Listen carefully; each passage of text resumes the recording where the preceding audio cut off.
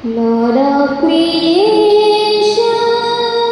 maker of stars, giver of glory, light and love, here we may worship, welcome in Jesus, graced by your Spirit, born from above. Srusti